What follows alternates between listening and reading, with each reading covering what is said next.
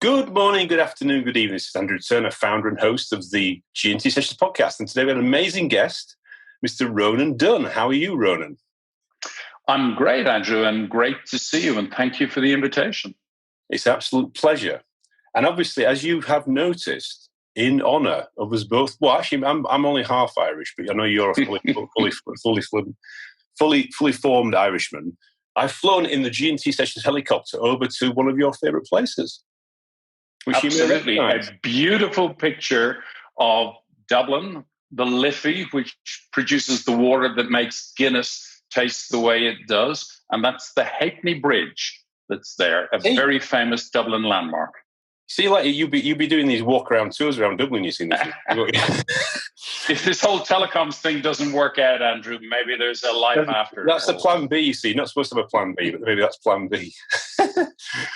So great to see you. I know you're incredibly busy with. I know people. You're going to explain a bit about what you do in the future and what you're doing today. Should I say in a minute? But I remember actually it's quite a few years ago that we met, and I know there's not been a lot of sport going on this year, but we actually sat down next to each other in a quite a famous football stadium many moons ago, and watching. Well, actually, I think I was actually not supporting the actual home team. I was supporting the away team. Actually, we met at Highbury, the Arsenal Mecca ground, back many years ago. Remember it fondly? Yes, indeed. And in fact, if I recall correctly, in those days, that was before we had the privilege of having the O2 logo on the Arsenal shirts. I think it might just have been the first season, actually. Maybe it was the first season we were doing that. And I've been an Arsenal fan since I was a kid. I'm just about to turn 57, and my first season was the 69-70, and then Arsenal won the double in 70-71. So it was a good time to start. And we had a few lean years in between. But actually, we had the Invincibles season just around that time. So it was a good time to be an Arsenal fan. I'm sure they'll come back at some point. I'm supposed to be a Man City fan now, but that's another story. That's story for another episode. Anyway, so in terms of kicking off this episode, I suppose to help people, start to understand more about Ronan, what gets you up in the morning these days? Well, it's a great question. And Andrew, I'm a 15-year-old curious kid and have been for more than 40 years. So I'm still fascinated by stuff, by everything. And I suppose as I've got older, what I've realized is I have a responsibility not just to be curious about it, but maybe do something about it. And so I'm lucky enough to work in a technology space. But for me, it's less about the technology, but what it can do in the context of the challenges and opportunities we have in society and business, whatever it is at the moment. So the thing that gets me up in the morning is I actually think we can make a difference, and that's a good thing. And what is there a particular time you get up? Because I know I've had quite a few guests on this show, and obviously the variation it's quite an interesting range of variations. So let's see. Yeah. So I'll give you the honest answer, rather than the one that gets written up in the Times or whatever else. Gets up at 6 a.m., does a power workout. What I tried to do, I'm based in New Jersey these days, so what I tried to do is I tried to use the 7 to 8 a.m. slot for catching up with Europe, and that could be business calls, it could be friends, it could be family, etc. So that's kind of my slot. And previously what it used to be is those would be calls in the car on the way to the office in Basking Ridge. Right. Nowadays, I have the luxury of that's sitting at my desk here in my study in New Jersey, that I do that 7 to 8. So it's get up at 6:15, the usual early morning protocols. And then for the last 6 months, I've been sitting in shorts and a T-shirt. I didn't put on long trousers for 7 months in a row because of COVID. Wow. This is a very good declaration from a global CEO, actually. We might want to see them later, the fancy colours. I won't push that. So you did mention that you didn't mention for tech companies. So I know that you've kind of had an interesting journey, and what would you say has been your path? What have you because you started in a certain area and then you transition and you transition. So it's been interesting to see how that's developed. How you describe that? So by background, I'm a chartered accountant. And the interesting thing about that is, and I talked about being a 15-year-old curious kid. When I was in secondary school, it wasn't like I was studying accountancy and stuff like that but I was fascinated by the way the markets worked. And so whether I was a nerd or not, others will judge. But, I had a school copybook with the names of 10 shares in it. And every time my dad brought the FT back from the office, which might have been once a month or so, that he'd bring it home with him, I'd go and I'd check up share prices. So actually what I really wanted to do is I wanted to go and work in the city in London because I wanted to understand how things work. And there's a thread there is the chartered accountancy qualification is really about how you structure and order things that happen and try to understand how it gets done, the building blocks, the modularity of it. And so if there's a theme across everything that I've done over 35 years, it's me understanding how things get done and then being reasonably good at using that insight to drive change because I understand which levers actually move the needle. And that's kind of, in a nutshell, I think probably my career or my secret sauce. But that's interesting because you're saying that as a teenager you were tracking shares. Is that what you're saying? Yeah, and you know what it was? Wow. I was just curious because, and it wasn't about financial investment and we had a financial bias. My dad started in the post room in Shell as a 17-year-old and worked his way through to be the chief accountant. My mum was a school teacher, so we weren't like from a financial background, we weren't even from a middle class background. But I was just fascinated. What makes shares go up and down? Still a bit curious, buy on the rumor, sell on the fact. But it was that essence of show me where the plumbing is, let me understand. And then I can go back up to 50,000 feet and put it all in perspective. But I need to understand what the plumbing is. And so accountancy was a great qualification for me, just to kind of get inside how business gets done. And I had the privilege of working in the city for 8 years in banking. So when you put the two together, it's actually quite a good template for a proxy for an MBA. I mean, I didn't do an MBA, but it's a good proxy. An accountancy qualification in 8 years in the city in the late 80s and early 90s is not a bad way of learning about how business gets done.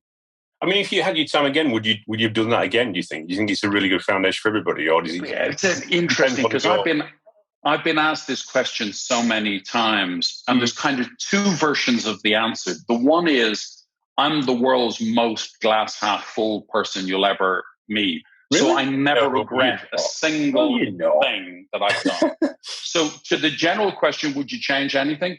Absolutely not. The perhaps more considered answer is. I was a qualified chartered accountant at the age of 23. There is no hurry.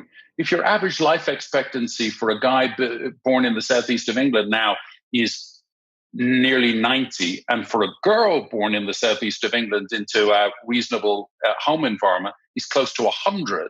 So the one thing I would reflect on is we rush our children through the formative years in a desperate rush to get them out and get them productive and get into the economy because we think that's the right thing for them.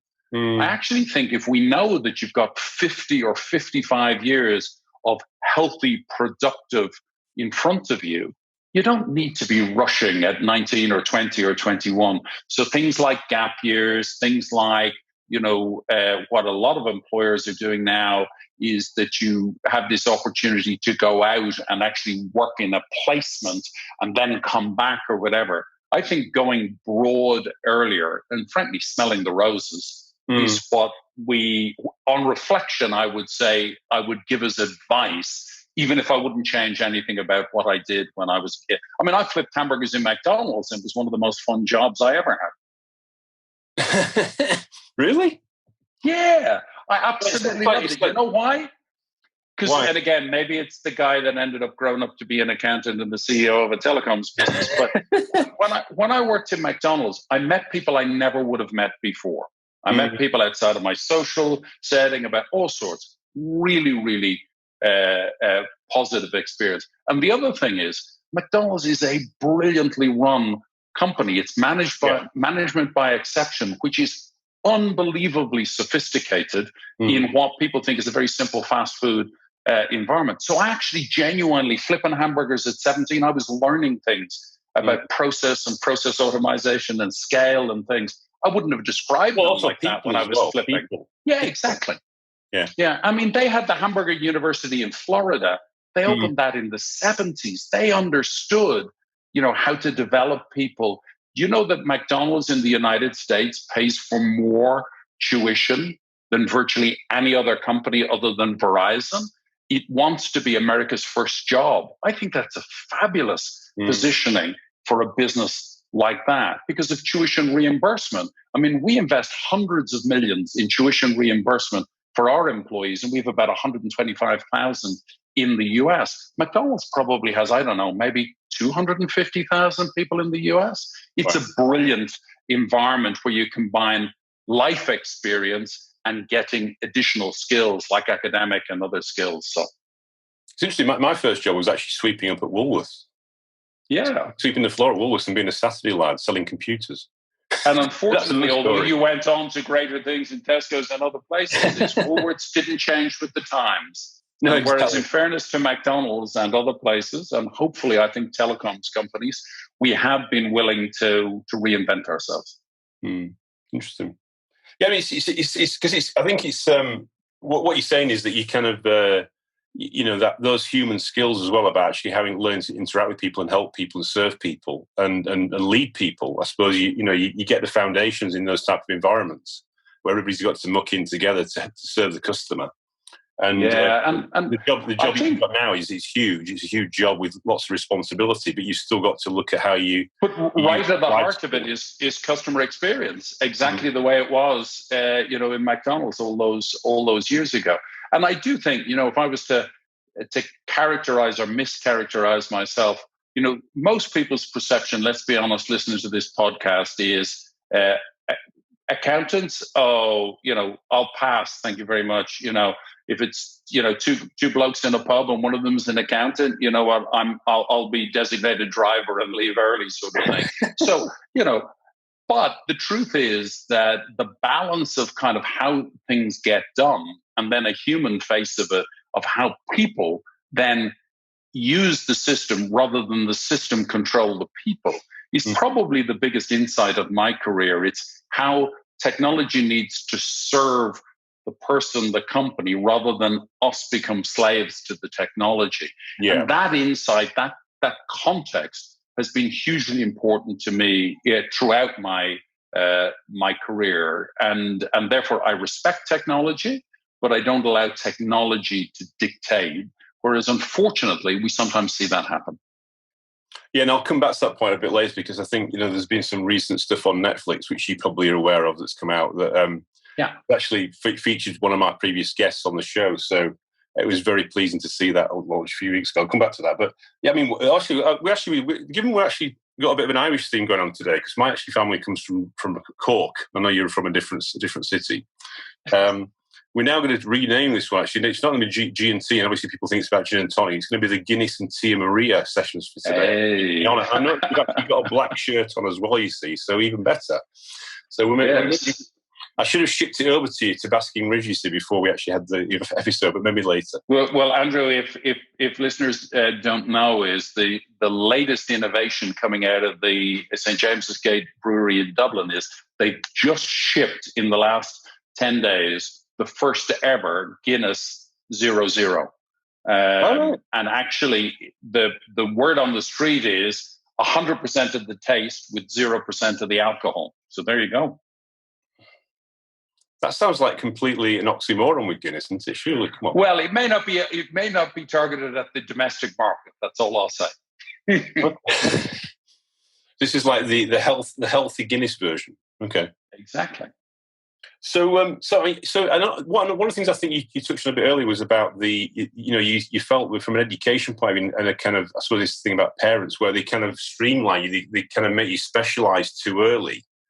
Because I think one of the things that obviously you've done it, and it's a similar route that I think other people have done, and they go down different routes where you specialise in finance, I observe, but then you you came to that kind of, I suppose you would call it, I don't know if you would call it, this one of your peaks was actually then being given the opportunity to actually run a complete business and be the CEO. How did you find that transition? I mean, because being given the opportunity is one thing, and then getting your head around actually having to embrace that and then take that leadership position. How did you find it's a very interesting conversation, because exactly as you described, you kind of get funneled, whether it's intentional or not. You do get funneled down a path. So when I qualified as a chartered accountant, the assumption was you went one of two routes. You either wanted to be a partner in one of the big accountancy firms, or you wanted to get into the finance department of a company and end up being the finance director. And if you went that industry route, the kind of pinnacle was you wanted to be in a FTSE 100 company as the CFO. And so there was a funnel there. Yeah. And so I joined O2, having come out of what was then BT, and we were transitioning from Cellnet to become O2. But I came out of a logistics business called Exel, which was the old NFC National Freight Company. And my perception was the job I needed to do was get the country CFO role in O2.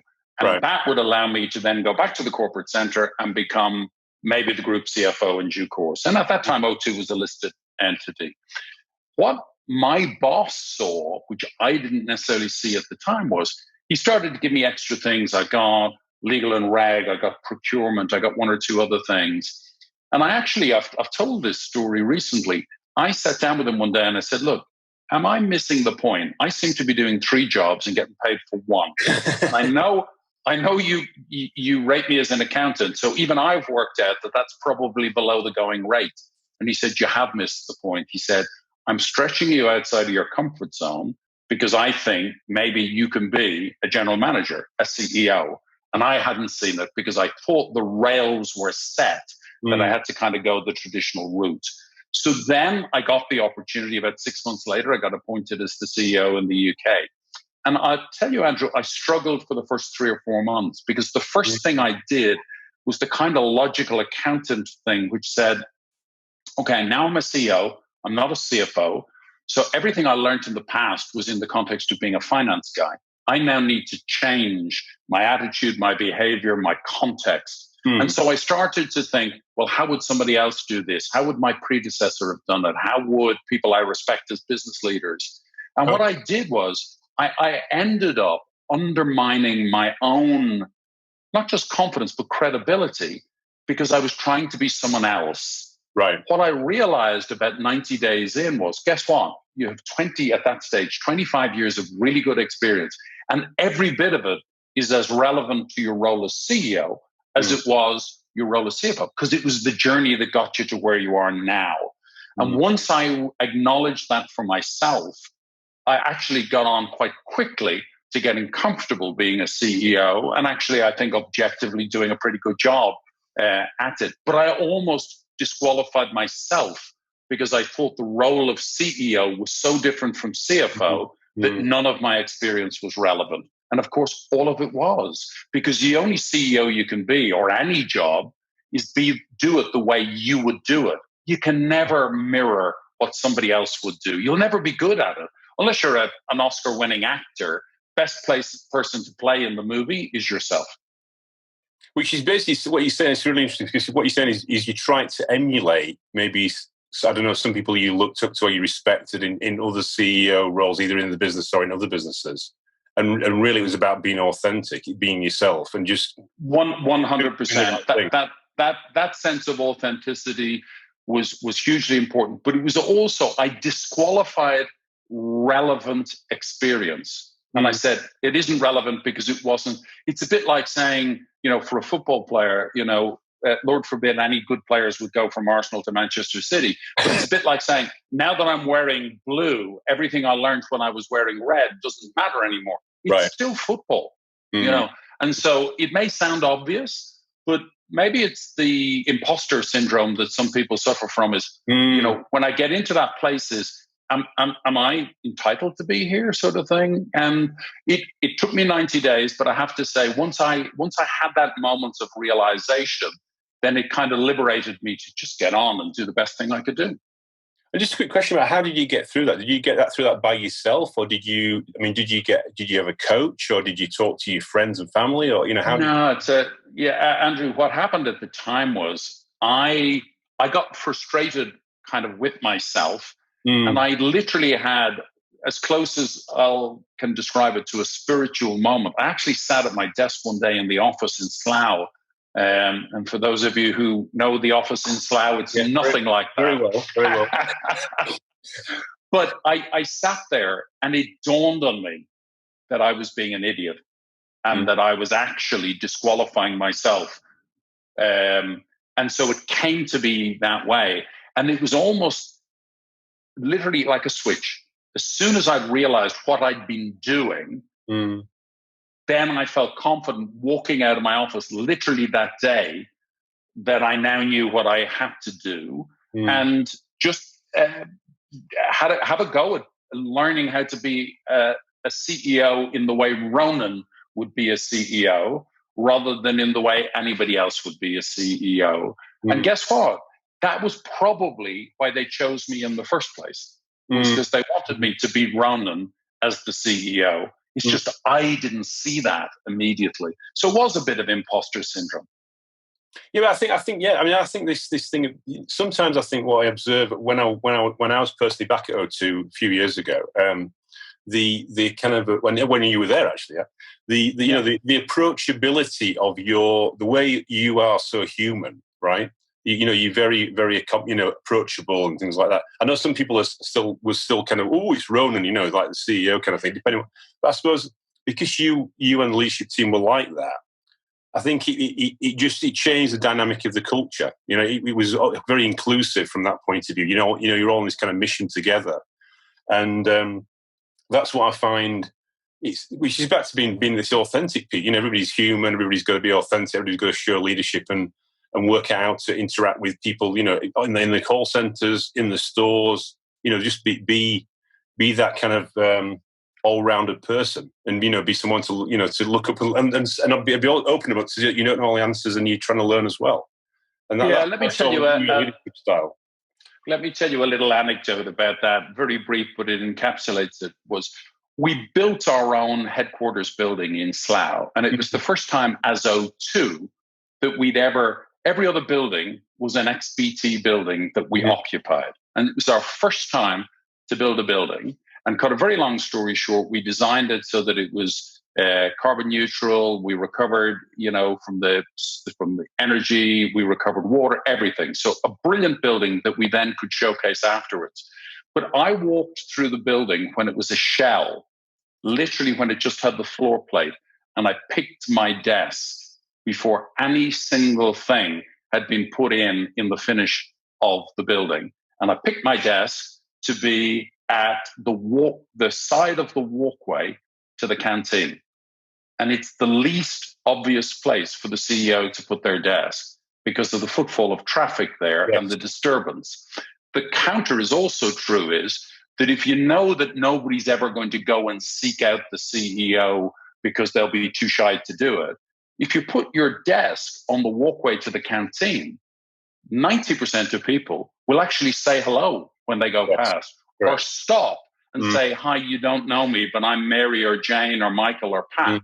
And that's, to some extent, it's not about me, but that's the difference from a culture point of view, that you would choose the noisiest high traffic place rather than the quietest low traffic place. Because guess what? It's a people business. Everything is a people business. Well, yeah, because you could have gone for the kind of corner office concept, but you didn't do that. It was exactly. It was very, very high footfall. I remember where you were. So it's interesting you going through that, because I think thanks for sharing your transition. I mean, one of the things I suppose I observe as well is that you're the predecessor CEO to your role or your appointment in the UK was actually had a similar path, a similar specialised path, and finance to. Yeah, with Matthew. So I presume I don't know if that was the reason I was asking about how you transitioned, whether he'd helped to coach you through that as well, or help to guide you, or given his, because he'd been probably through a similar, you could say a similar transition or a similar journey potentially. Absolutely, and I think the first thing to credit Matthew was that Matthew saw, perhaps because he had traveled a similar journey himself, he saw the opportunity of me as a potential CEO before I did. So if you were to mark the card, his insight had been significantly informed, I suspect, by his own personal journey and his realization of the ability to make that transition. Then, when we got to the point where he did appoint me, he continued to be my boss as the European chair at the time. And that led to a different context, which was when your boss is the person who previously did the job that you've just been appointed to. That comes with a whole set of baggage itself. And that was also a factor in that first 90 days of kind of frustration. And when I had my kind of realization, the first person I sat down with was Matthew. And I said to him, you know what? I've been trying to make sure that I was respectful and observant of what you'd done and what you would do in every situation. If you'll forgive me, from now on, I'm just going to do what I think is best and try to earn the right to ask for forgiveness, not permission. Right. He and I were completely aligned on that. And that both freed him up from feeling like he should, don't walk on eggshells because Ronan's just learning the job. And at the same time, I stopped thinking about respectfully what would my boss have done, because he's still my boss, Yeah, I mean, it's a big, when you think about it, I suppose you reflect on it now, and you've obviously thought about it before. It's a big transition. It's also how you mentally get through that as well, I suppose, isn't it? And because you constantly, a lot of people are looking up to you to show the path forward, and actually you're trying to work out the path forward yourself and transition your own mind about to be in that new role. So it's fascinating to hear that story. Thank you for sharing. Well, what I did on the first day when the announcement was made, which was really significant, is even though I didn't know the how in that stage in the detail, I knew the what. And so I stood in front in a town hall on the first morning with 350 people in the office in Slough. And I said, the one thing I know is what my job is. My job is to be chief cheerleader and chief storyteller on behalf of the organization. And my responsibility is to make each one of you the success you deserve to be. And I defined that not on the hoof, but it wasn't like a pre-prepared, I've written down this catchphrase sort of thing. It was from the heart. And I actually continue every single day since the first day the words CEO were on my business card. I go back to that, and I believe that is the nature of my job and the nature of my responsibility. And I carry that with me into my current role in Verizon. And I think that allows me to at least frame the context in which I execute my job. Yeah, I mean, I think it's because I think I suppose the next question, logically fitting as well, is a bit like it's a bit like different steps and different transitions, and the transition then from where you were to where you are now is it's still a CEO role, but it's actually the scale of the actual role is X times more, X times larger in all dimensions, you could say. In people, in customers, etc. How have you found that? How's that been since the last 5 years? Yeah, well, are you just getting started? The interesting thing is the extra nought or two noughts in some cases on the end is not the most significant thing, because I'm a passionate believer in every business is a people business. Actually, culture was the most significant change, because I had the privilege of being part of defining the culture for an organization of quite significant scale in O2, because as we demerged from BT, we as a leadership team had the opportunity to do effectively a reset. And so our DNA was in the setting and defining of what we wanted that business to stand for. I walked in the door in September 2016 to the world's largest wireless company by revenue and market capitalization and profitability. And guess what? The people who were in there had spent the previous 17 years doing exactly what I'd had the privilege of doing at O2, which was putting their DNA into who Verizon was and what it stood for. Mm. And who the hell was I walking through the door to be their leader? So the opportunity and the challenge was I needed to be part, for my own good, I needed to be part of the DNA of how we would take the business forward. Yeah. But I also had to accept that I hadn't been, and I couldn't take any credit for how the organization had got to where it was on the day I walked in the door.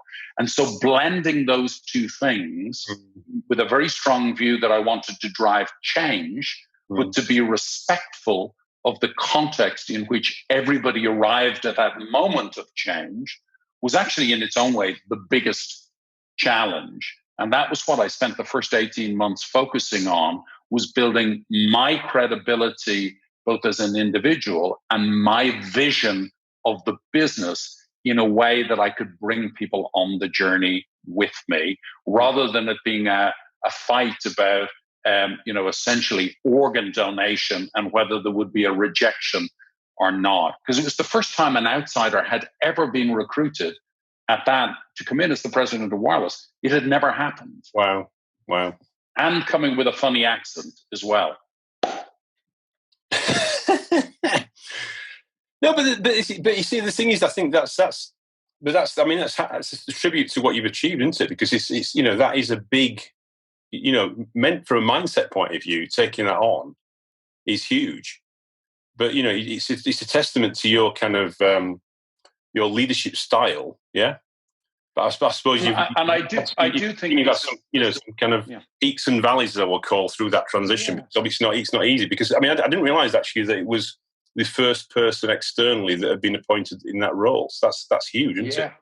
And the interesting thing was, I had the same situation as I had with Matthew at O2. Is my boss was the previous president of Wireless, and he actually had a boss who was the chairman, who was the previous president of Wireless. So we had, in the same way as the US still calls people president and vice president even when they've retired from office, well, we had 3 presidents of Wireless all in the building at the same time.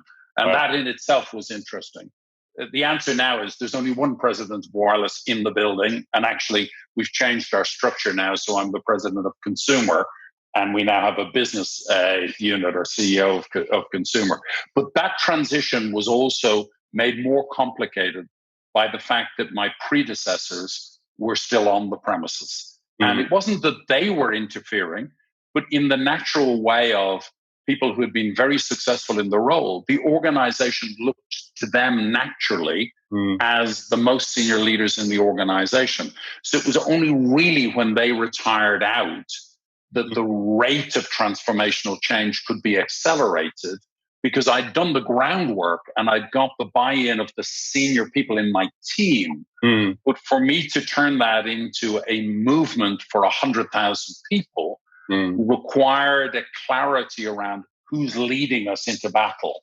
And the transparency of Ronan is the president and there is no former president in the building was really important at that particular time. Not because of the individuals, but because of the nature of culture of organization. Strong individuals who had been really successful in their job and who quite rightly had earned the respect and in many cases the devotion of the front line of the organization.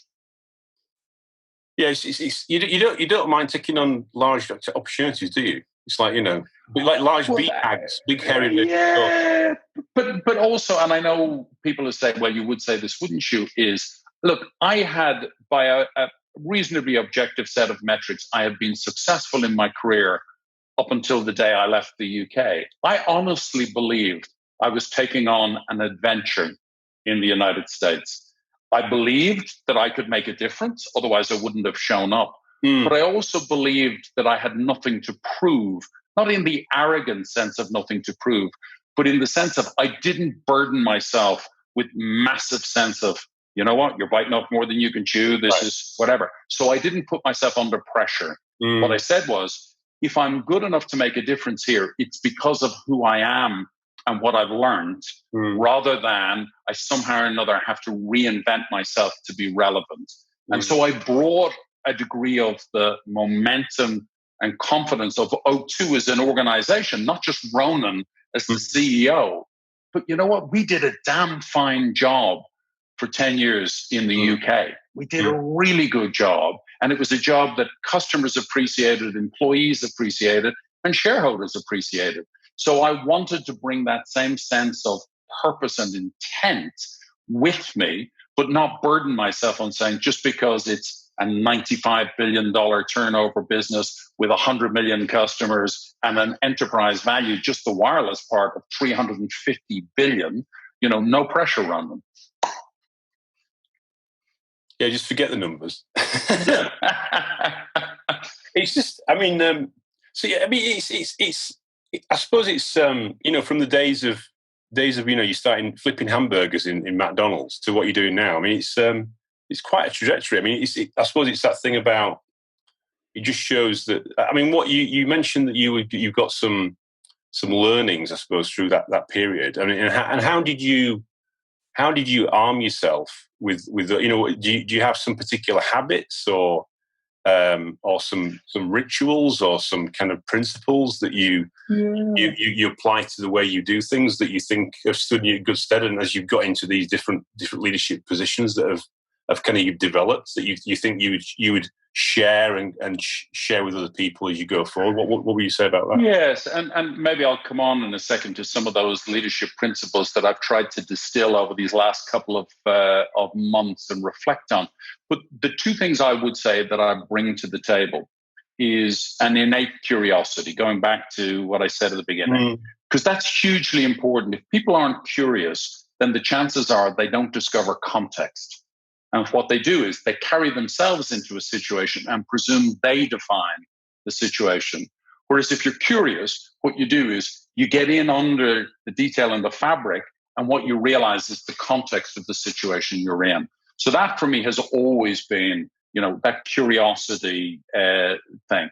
The second thing is my training as a chartered accountant has allowed me to put structure and order to almost everything. It doesn't mean it gives you certainty, but I'm able to frame either problem, opportunity, or situation so that I can essentially eat the elephant in bite-sized chunks. I can make it modular, logical, and see the components. It doesn't mean I can see the answer, but I can see what the context is and I can see what the question is. And so it's the combination of those two things that I think have armed me for my management style. And so that kind of leads me into, so what is that management style and the sort of leadership lessons? And right off the top of the bat is the realization that ultimately it's not what you do, it's what you make happen. And the logic of that is most of us start our careers, including when you're flipping hamburgers in McDonald's, you're an individual contributor. Your output is what defines you. But as you go through life, whether it's in your personal life or whether it's in the work environment, increasingly what you realize is your output is finite. There's only so many hours in the day. It's what you do with those. And the only way you can amplify is by making sure that what you do has an impact and an influence on the people around you. Because then it's not the power of one, it's the power of we. And that's a huge amplifying effect. So that's the first real lesson. Not what you do, it's what you make happen. The second one, which kind of comes from that and has to be true based on the first one, is that it's about building teams, and that you need to build teams that are more capable of doing the jobs in the team than you would be. I.e., you need to surround yourself with people who can do their jobs at a level that makes a contribution to the overall team's capability. Because what a lot of leaders do is their first leadership position is when they get promoted from the team to lead the team. And they find the transition hard because what they do is they don't let go of what they used to be to realize what they need to be in the new role. So the best way to solve that is have somebody in the role who's better at it than you would be. And that liberates you then to be the leader, the CEO, the whatever the job title is. Because guess what? If you're confident that the new CFO is damn good at what they do, You want to let them get on and get it done. And then you essentially orchestrate and coordinate. So this idea of great outcomes are achieved by building great teams and by you liberating yourself to be a leader by replacing yourself with great talent and around the table. So those two things kind of come from this realization that it's not what you do, it's what you make happen. And it's remarkable how good the leader looks when there are brilliant people on the team who are all rowing in the same direction. Incredible, really. Very powerful. And what that kind of liberates you to realize is you don't always have to be the smartest person in the room.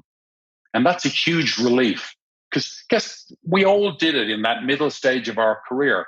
We're desperate to be seen to be the expert.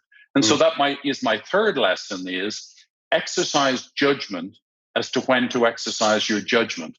The middle layer in a management organization, big company or small, are the ones who try to find moments as proof points to the boss or the senior hierarchy that they're ready for it. I can make the big, bold decision. And very often, all they expose themselves as being slightly ill-prepared or naive, because what they do is they rush in where others wouldn't.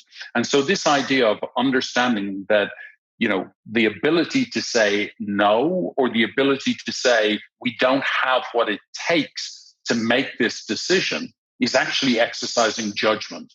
Yes. Saying yes is only one of the ways of exercising judgment. And Andrew, that links to this idea that organizations fall into the trap sometimes of trying to answer the wrong question. So how many times have you been in a situation where the organization feels it needs to react? Oh, competitors just put out a new plan, a new product's just come on the market, need to react. So what you do is you scramble. And then you wake up 3 months later and say, what was the problem we were trying to solve? And the best example that I can give, if you'll indulge me for a 2-minute anecdote, is when we were at O2 back in 2005, we had the opportunity to put our name on what was the Millennium Dome, and which now everybody knows as the O2. Yeah. The board of O2 PLC, the listed company, was presented with the proposal. And what they read as the question was, why would a nice, fresh, new brand in the telecoms market, which actually looks like it's going to make some really good progress, want to be associated with a crappy old building in North Greenwich that was a complete and utter failure? And so that was what they thought the question was. So they said no. All right. The UK management team saw exactly the same situation, and they defined the question as, would you like to partner with the world's most successful operator of live entertainment venues to create experiences for O2's customers? Now, you can tell by the way I've couched the two parts of the question what the obvious answer is. But that was a real situation where two groups in the same organization saw the question fundamentally differently. And actually, the board rejected it a second time. And on the third occasion, they basically said, look, we don't see it, we don't get it, but if the UK management team is that convinced it's the right thing to do, then on your own head be it.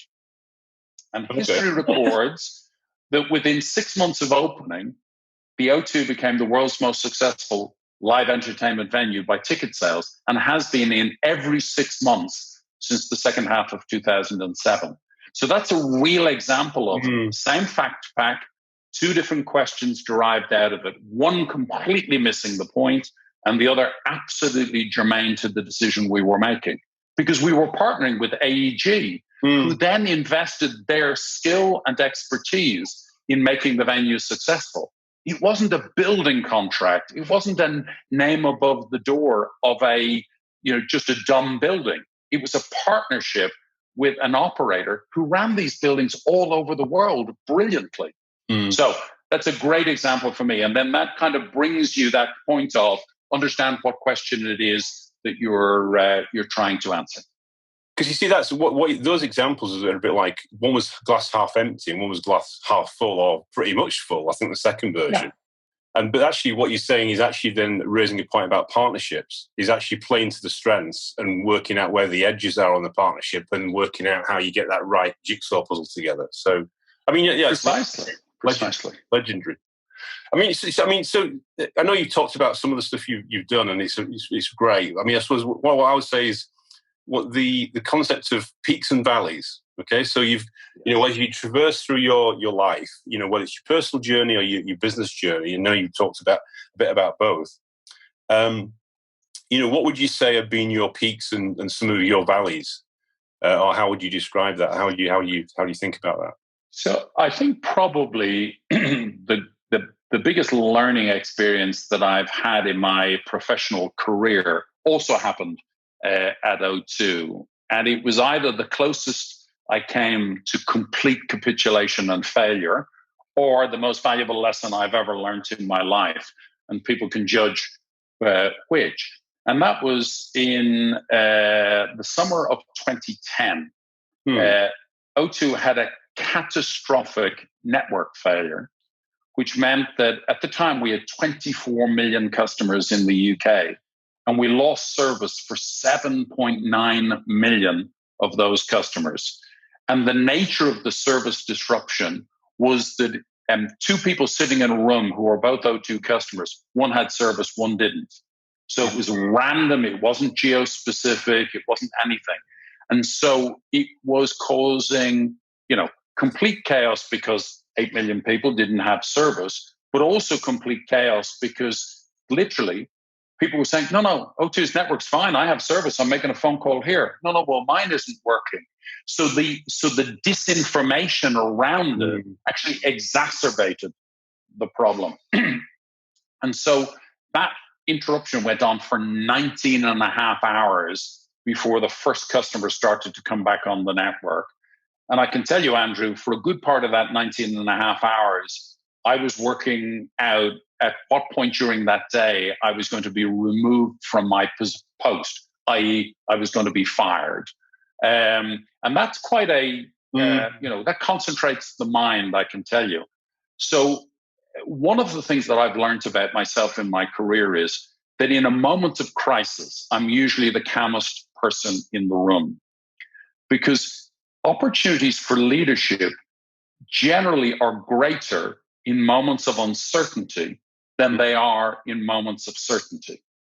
And so actually, if you're intuitively, naturally a leader, you actually seek out the areas of uncertainty, not necessarily switch the network off for a third of your customers. I'm not suggesting you do that willfully to prove the point, but you do seek out those, because there are the opportunities for you to really make a difference. And I'll shorten the anecdote, but essentially, I sat down with my comms director and I said, look, we're in trouble here. And even if I do resign, it's important for me to show leadership now before this gets out of my hands. So he and I agreed we would go on live television and we would talk to the nation.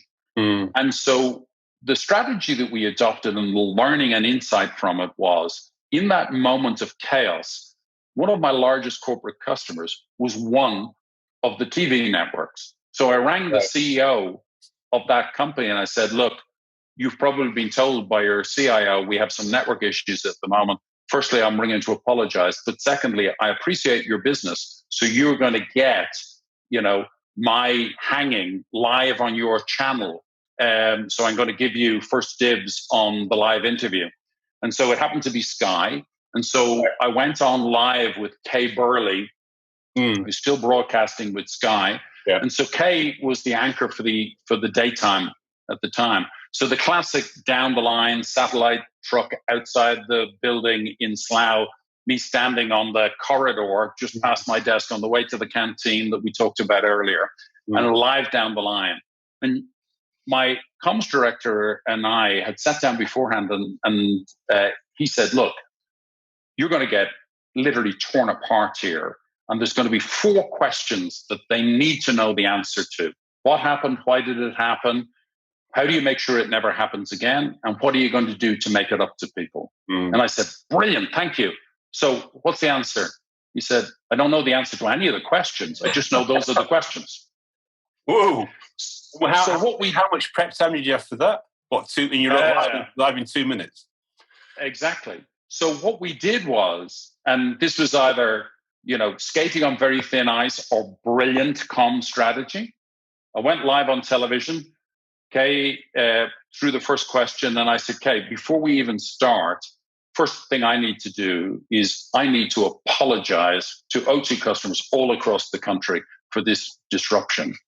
And I think, if I may be so bold, the questions they probably want the answer to is, what happened? Why did it happen? How the hell do you make sure it doesn't happen again? And when this is all over, how are you going to make it up to us? And Kay, I want you to know that those are the 4 questions that I, my management team, and 250 of the best telecoms engineers in the world are working on as we speak. And the bizarre thing about that, Andrew, was you addressed up front the reality of the situation. And the leadership lesson, it's not just a comms lesson, is sometimes what we try to do is hide the truth, hide the facts, because we don't want to scare the horses or we don't want to frighten the children. Well, guess what? We turned that whole conversation around because people were sitting in their homes thinking, yeah, that's exactly what I'd want to know. And that's exactly what I'd expect you to do. And you did apologize. Mm-hmm. Okay. Yeah. Even Kay said at the end of the interview, you know what? That was reassuringly refreshing from a good and honest CEO. And probably those words kept me my job. You see, and that was a deep insight of address up front the reality that everybody else has. And you then frame the conversation rather than let others frame it around you. Yeah, but I think what I was just thinking about when you said that was it's a bit like showing empathy, being authentic, which we've already talked about, and actually then no BS. Yeah? Exactly. Because you just have to be absolutely human, right? Real. There's no hiding, is there? It's just that there's nowhere to go on that. So interesting. But how many times in business do people stand back from that? They know it's there and they hope it doesn't get out, or they hope it doesn't happen, or they hope it's whatever. And that's why I think total transparency. Every time I do a town hall in the organization, whether it be to people in the customer service, the frontline retail, or anywhere in between, back to my executive team, I start with, what's our strategy? What are we trying to achieve? And they actually appreciate the fact that I can articulate the strategy on one sheet of paper. But secondly, if somebody on the front line says, oh yeah, our CEO briefed us on the strategy the other day. How do you think that person feels when they walk into a retail store to start their shift and have a conversation with a customer? They feel empowered. They feel they have context. And that gives them the confidence to exercise their judgment as a sales specialist, which is what they do brilliantly. Well, they feel it matters as well, don't you? So they can see something they're doing every day that's going to help the overall business succeed. And they see that direct linkage between what they're doing in the store on a daily basis and what the organization is trying to achieve.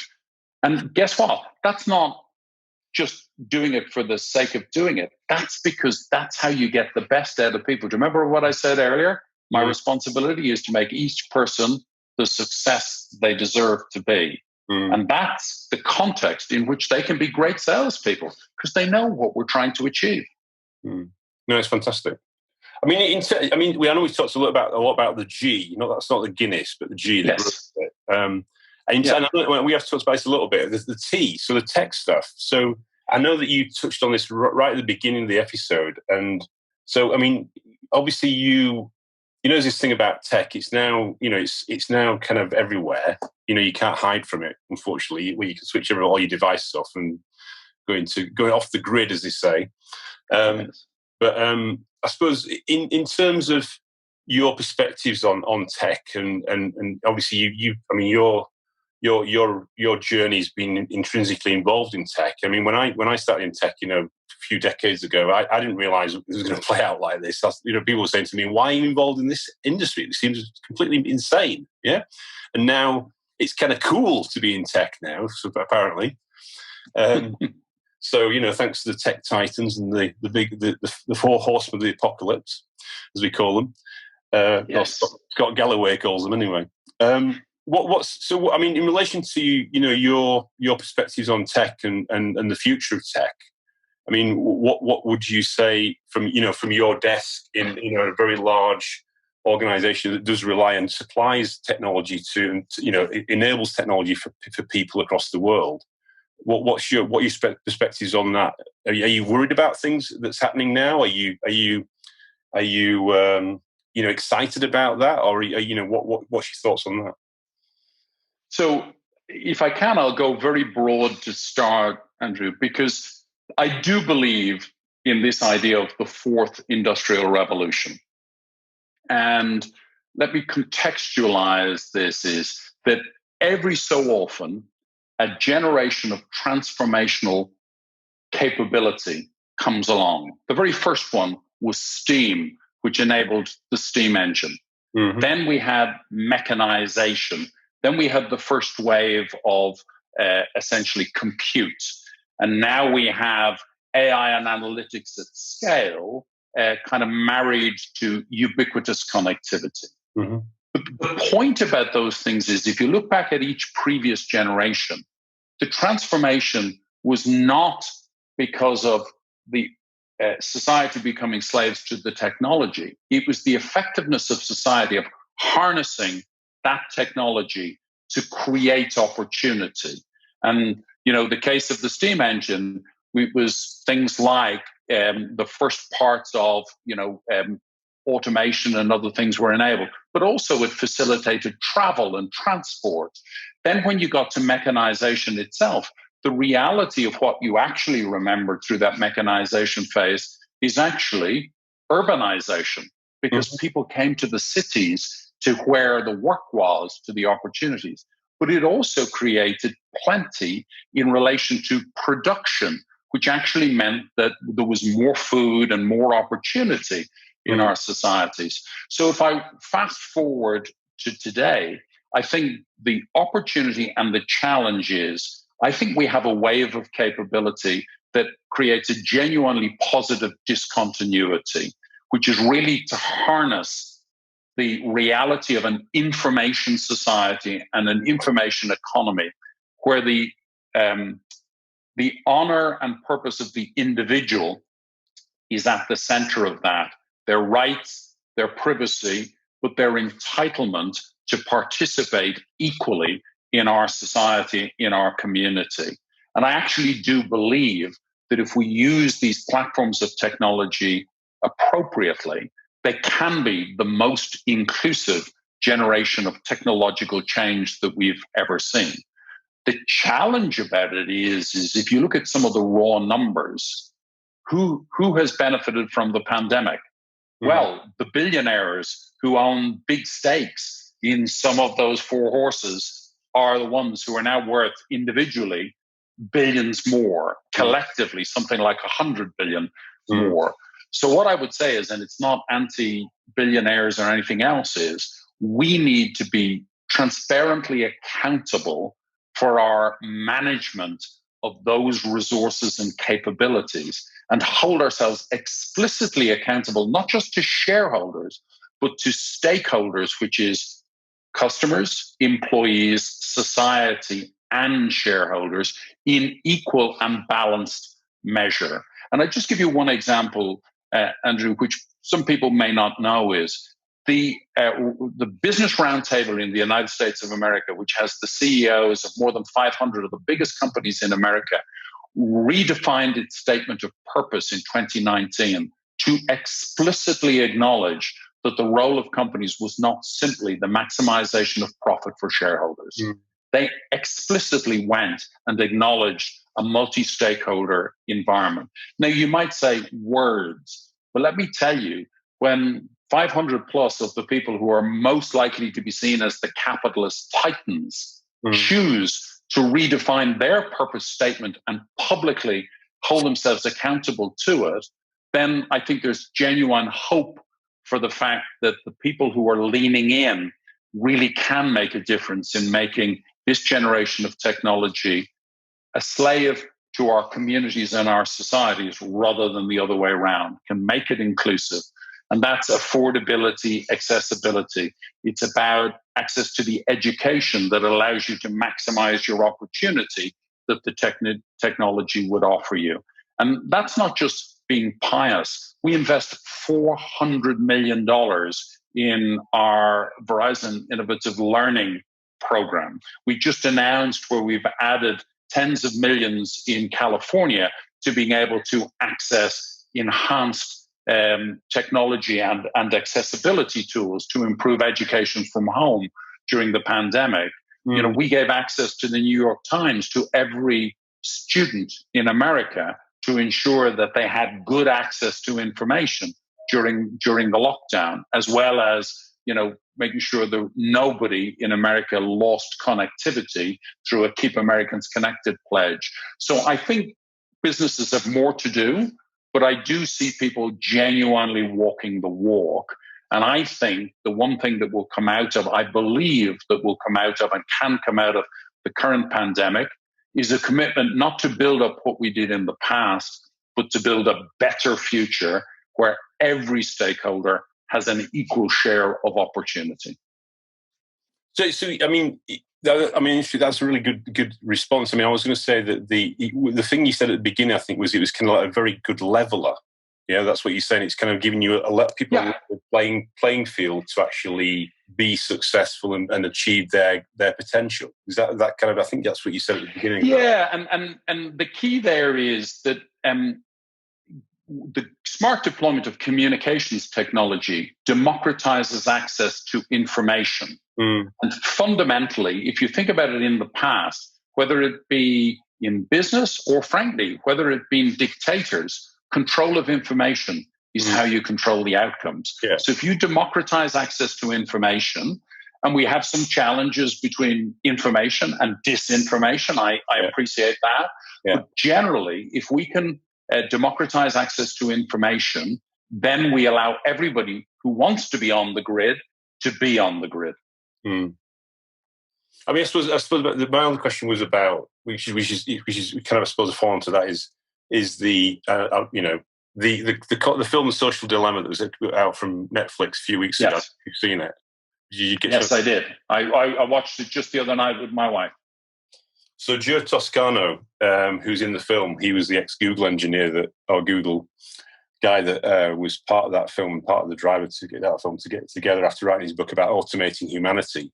He was on this show 2 years ago, and just after he'd left Google, and fascinating mission. I mean, I was kind of blown away with the consequences of what they're actually saying in that film. And I know it started off at quite a lot of internal discussions at a very senior level about what is the ramifications of that, and how does the human race get that balance right with the technologies that's out there, I suppose. Did you have any observations yourself? So two things I would say is we have a technology-driven reality today, which has existed in our society in different forms all along. Whether you call it the haves and the have-nots, whether you call it influencers, whatever way you want to describe it, the reality. 100 years ago, in most Western countries, 90% of the wealth was controlled by 5% of the people. Yeah. 200 years ago, 95% of the wealth was controlled by 2% of the people. So don't tell me that billionaires and oligarchs in the tech space is a new invention of the current environment. It's just a recurring theme that happens. And I don't mean that to be dismissive of the reality of the challenge we have, but it's not a suddenly caused and invented solely now.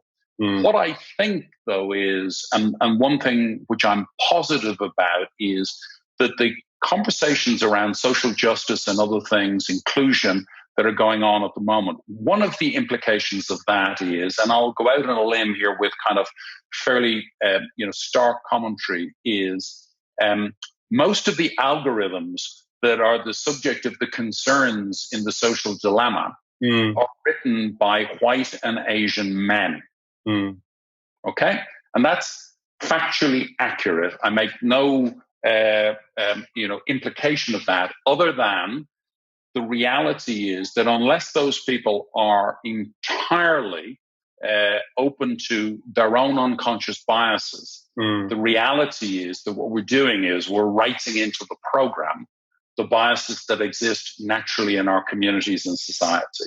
Mm. The very fact that we recognize and acknowledge that means that the technology that maybe causes us the concern is the powerful tool that we can use to address the challenge. And where previously we didn't always have the tools, we recognized the problem, yes. but didn't have the tools to address it. Mm. I actually, in my glass half full nature, think that the very technology that highlights the problem also gives us the basis of the solution. So it's not that it's just going to happen naturally. It needs to take action. It needs brave behavior of leaders. But I do see a way forward where actually the tech that we worry about today becomes the fundamental platform of inclusiveness and positivity that actually starts to address this version of a recurring problem in our society.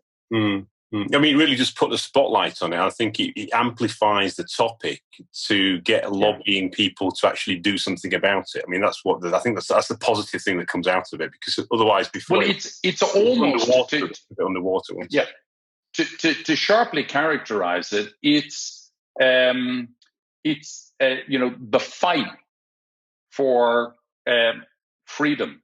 It's the fight for the freedom of people's own will.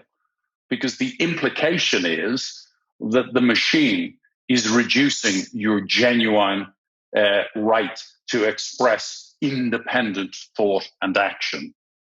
But that very same machine will also be the best way of identifying that reality and addressing it. Fascinating.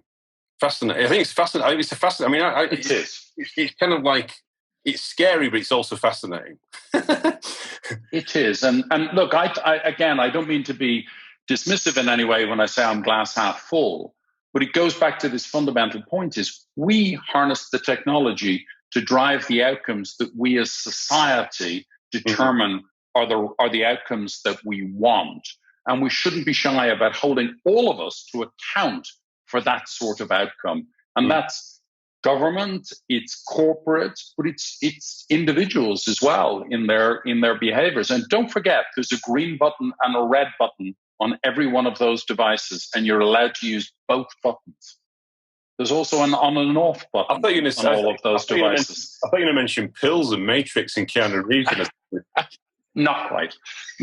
You have to put the sunglasses on then, like. So I mean, given that point as well, what gets you excited? What are you excited about at the moment? What would you say you're excited about? I tell you the thing that I'm most excited about, and it is technology enabled. So maybe I'm just sitting too close to it. But the thing I'm excited about is participation. So the stark reality of where we are today is the thing that people are missing is participation. I can't go out. I can't go to the cinema. I can't go to the theater. I can't go to the restaurant. I can't go to whatever. The ability of technology to come to you rather than you have to go there means that in the next wave of experiences, the live concert, the live situation will actually, as well as a deeply immersive live experience available to you in the concert venue, whatever. I think we're literally on the cusp of creating a virtual experience which is so rich that it actually is not a substitute for, but it's an enhancement of the experience that people get today. And the simplest way of describing it is, so if you want a season ticket for your favorite football team, you can put yourself on the list, and in 15 years from now, maybe you'll get a call to say you're on. Imagine a world in which I can sell virtual season tickets for every major sports team in the world and create, with the benefit of deep immersive technology in stadium and elsewhere, an experience in real time, zero latency that allows you to sit on your sofa at home with 2 or 3 of your best friends and enjoy the game together with 360 video, with the ability to stop and play in real time, with your fantasy team, being scored and updated literally in the top corner of your screen as you watch the game live. And maybe with your betting console out to say, next goal wins sort of thing. The ability of those capabilities to come together in a way that's actually seamless and intuitive as opposed to sci-fi is literally within touching distance. And that, I think, will create a reality of an experiential reality, which will transform education, which will transform the workplace, but which will transform elements of social engagement. That means we can get back the richness of personal experience, even in circumstances where we all can't be in a 100,000-seater stadium all at the one time, at least for the foreseeable future. So I'm really positive about where the tech is going to take us. And I think the fact that it will help education and all the way through means that it's not just the haves, but it's creating the next generation of haves with more people included than ever before. Yeah, because I think the way I would describe what you just said is it's a bit like there's no the physical constraints. You go back to our hybrid. There was exactly. There was 6 seats or 8 seats in that box, and if you weren't in at the time, you were not even getting a seat unless I'm going to sit on your knee or you want to sit on mine. Precisely. Precisely. That lifts the lid on all that kind of those constraints. So, and scarcity in anything, Andrew, generally militates against the have-nots and supports the haves and causes the diversion to get wider. So plenty is the key. And if you think about all of the previous industrial revolutions, they facilitated the creation of plenty. There were maybe some limitations in the distribution of that plenty, but it created plenty in its own way each time. We have to do exactly the same in this fourth industrial revolution and make sure that the distribution of plenty is wider and more pervasive than it was in any of the previous industrial revolutions or that. I think that's a reasonable objective for us to have as a community and society and as business leaders. Yeah, it's very good. It's very good. I think you're spot on with that, actually, because when you think about it, because you stood back from that and thought about that kind of context, and we do live in a world where it is this kind of there's this tiering, and access to things. Right. It's not across the board. So that's a good thing. So so the other question I got for you was, what are you most grateful for? Would you say, of all this kind of journey you've been through so far? What are you most grateful for today? And what are you grateful for? Can I be reflective for a moment? Mm-hmm. I actually think, and it ties with the other things we've just said, is a start in life. When I look back and I think about, I love the Gary Player expression, the harder I practice, the luckier I get. So I am a believer that you put yourself in positions to be lucky. So don't misunderstand that. But the start in life, the ultimate gateway to opportunity and satisfaction are education and health. Those are the fundamentals. And when you look at the challenges that we have in our society broadly, whether it be the perceived first world through second and third, it's access to education and health are the fundamental questions. When you actually looked at things like Brexit, the debate is around education, health, things like that, fundamental.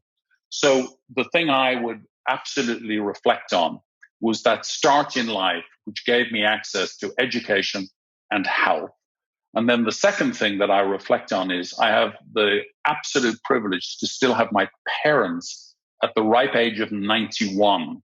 Wow. And not just because they're my parents, but my moral compass, my value set, my belief in my obligation to make a difference and to be accountable in everything I do, whether my personal life, my business life, my everything else is. The apple doesn't fall far from the tree.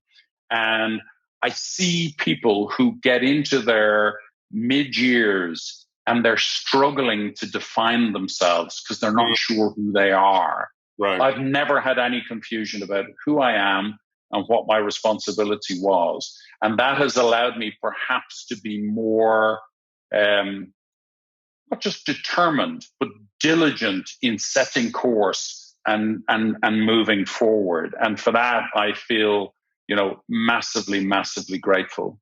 In practice, it means, I have the blessing of having, been married to the same person for 31 years. I have an incredible 26-year-old daughter. And when you scrape everything away, all that anyone wants is those moments of happiness, which are around the fact that the people closest to you are people that you love and admire, and that the people who are closest to you continue to respect you for who you are. That's actually the only thing that matters at the end of the day. So I don't want to be deeply soulful, but it's true.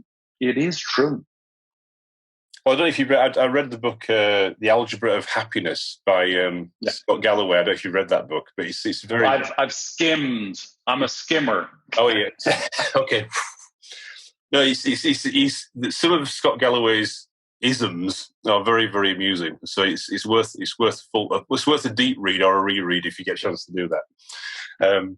But yeah, no, I mean, I agree, because it is that. I think when you go through your own journey, you get back to some fundamentals, and that's what you kind of re-summarizing there. I mean, I suppose to finish off the episode today, was one of my final questions was about.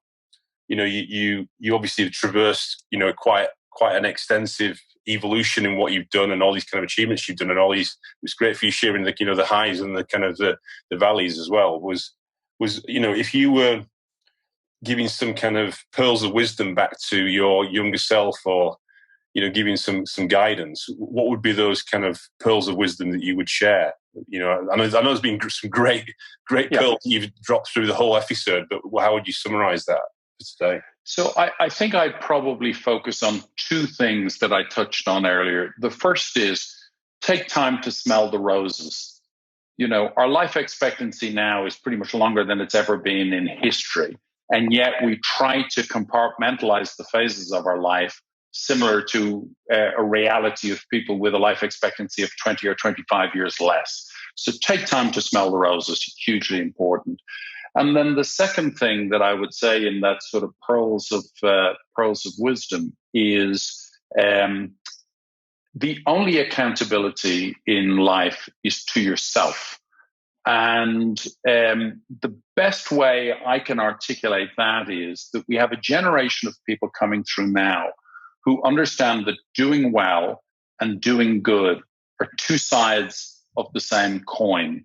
Mm-hmm. Whereas we were brought up traditionally to assume that you needed to do well first in that kind of Maslow's hierarchy of needs, to then put something back at the end to do good. Yeah. So if I was talking to my best self and I was talking to my younger self, I would say smell the roses and take time to make a difference when it makes a difference. And that means I genuinely believe that people can have 50 years or 70 years of the reward of thinking about other people without it taking 1 ounce out of their opportunity to be fulfilled in themselves and their responsibilities to family and other things. And in fact, what I think you'll find is both sides of the coin will be richer because you recognize there are two sides. And, I spend a lot of my time, I was lucky enough when I was the CEO in the UK to be able to allocate 20% of my time and publicly committed to it, to youth employment and youth engagement.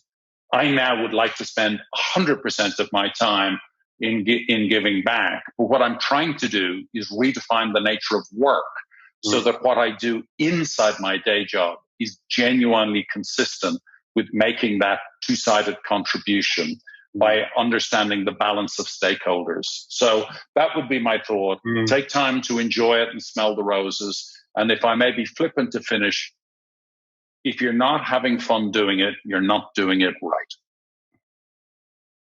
Or you're not doing the right thing. Or you're not working on the right stuff. No, you're not doing it right. Okay.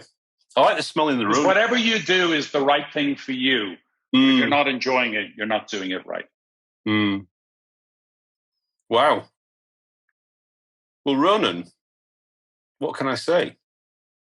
But thank you. Andrew, it's been an absolute pleasure. Thank you for indulging me. And hopefully there were some pearls of wisdom. I wouldn't say I was indulgent. I think it was a great episode. I mean, I think that you consistently are very authentic, and I appreciate your time. I really do appreciate your time. Thank you so much for coming on the episode. That was Ronan Dunne, legend of Dublin. Thank you, Andrew. An all-round good guy. So thank you very much for coming on the show, Mr. Ronan Dunne, CEO of Verizon Wireless, President and CEO of Verizon Wireless. And I'll look forward to catching up with you in the future, and look forward to seeing what's next. So who knows what 2021 is going to be like. But thank you for coming on the show today, and it's been a pleasure speaking to you. Thank you, Andrew. It's great to be on, and thank you for both the questions and just the opportunity to share. No problem. Thank you. Bye-bye. Cheers.